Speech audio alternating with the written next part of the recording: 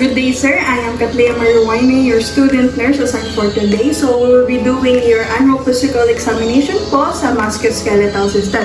May I know your name po? Ivan Ivan. Sir, name po, sir? James. Sir Ivan Days. How would you like me to call you po? Ivan na lang po. Okay po. Sir Ivan, ilang taon na po kayo? 23. 23 po. Sir, may I know po kung kailan yung birthday nyo? January 31, 2002 po. Okay po, thank you po. So, assuming that I already washed my hands, it is to provide a sterile environment, and I'm going to close the curtain to provide some privacy. So I'm going to ask a few questions po, sir, regarding sa ating musculoskeletal system. So, have you experienced po any muscle or joint pain? Minsan Okay, minsan po. We'll take note of that. So, nagkakaroon po ba kayo or nahihirapan po ba kayo minsan mag-perform ng mga daily activities? Okay po. So, in the past po, nagkaroon po ba kayo ng injuries or surgery related sa ating muscle or bones? Okay, is there any family history po ba ng musculoskeletal disorder or mga problema po sa muscle, joints, or bones po? wala po. So, okay sir, we're going to start now with the assessment. I'm going to inspect for your muscle size. So, ang gagawin po natin is titingnan po natin yung both side. Pwede pong pa-raise yung hands po para makita natin. Yung arms po yan. Para makita po natin. So, sa paa po sir, pati side po. So, both arms and legs naman po is equal naman po yung size ng muscle natin. So, wala naman po akong any problem na nakikita ng para possible na meron kayong muscle atrophy na or enlargement ng muscle. Oh, so next is I'm going to inspect muscle tendons. Excuse lang, sir. So next, sir, I'm going to inspect the muscle or tendons for any contractures. So can I see your like this? So upon inspection naman po, yung tendons or yung muscle is can move freely naman po. Wala naman po any difficulty o parang hirap sa paggalaw po ng tendons. Next, I'm going to inspect the muscle for tremors po. So, inspect lang po natin siya, sir. And pwede pong pa-hold out yung hands like that. Straight po natin. There is no signs po or indication na meron po kayong tremors or panginginig sa inyong muscles po. Next is I'm going to palpate na po yung muscles natin. I'm just going to wear a gloves.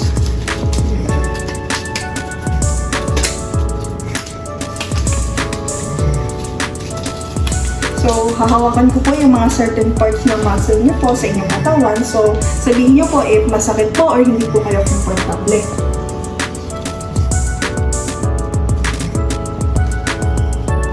Sa paa po, sir.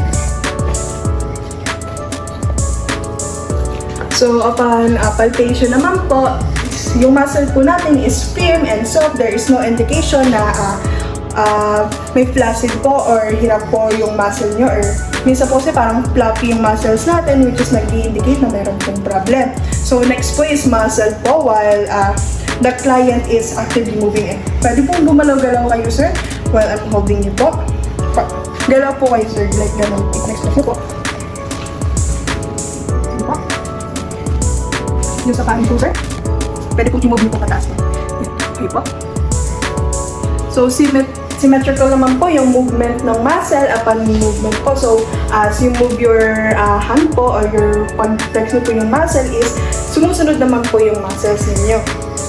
So, sir, next, igagawin natin yung muscle test or test po natin yung strength ng muscle ninyo. So, I'm going to push or pull po yung mga certain muscle po natin. So, put ko po itong kamay ko dito and I'm going to ask you to push po, sir, dito. Po sa kabila naman po. Okay, so next po is yung shoulder na po. Kapag short po kayo, dapat po labas. Okay? 1, 2, 3, sir. Okay. Next po yung dito pong deltoid natin. So, I'm going to ask you to do this position po, sir. And labanan nyo lang po again yung kamay ko po. So, upon doing the muscle test strength po ninyo, Okay naman po, symmetrical naman po yung movement ng muscle, hindi naman po, wala naman pong muscle na naiiwan upon shrugging po or pag-push po ninyo. So, now we're done with the muscles, sir. Next naman po is yung bone. I'm going to inspect po yung posture and alignment po ng natin.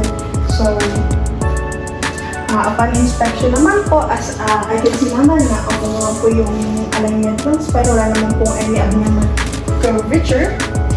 Also, dito po sa back, pwede pong tumayo po tayo ng straight, sir. Okay, so pantay naman po yung structure ng ating bone, so wala naman pong any problem akong nakikita. So next, I'm going to, sit down po kayo, sir. I'm going to palpate po yung bones niyo. Here po, nahin po natin sa spine.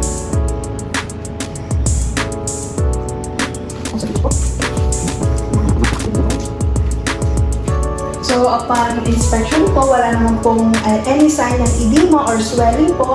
Wala rin naman po. Nung hinawakan ko po ba dito, sir, meron po bang pain na nararamdaman? Wala po. Okay, thank you, sir. So, upon inspection, wala naman pong, inspection and palpation, wala naman pong signs ng edema or swelling and pain po. So, next po, we're going to move to the joints naman. So, next, sir, we're now moving to the joints. I'm going to inspect po yung joints natin. Yung po yung joints, sir. Dito po.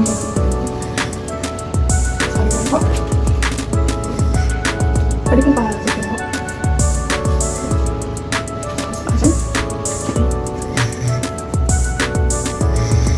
So, I'm going to ask you, sir, to insert lang tayo yung joint. Insert po, sir. Dito po sa shoulder. Sa kanila naman po, sir. Sa paa, pwede pong i-move natin pa circular motion po. Yung kabila rin po, sir.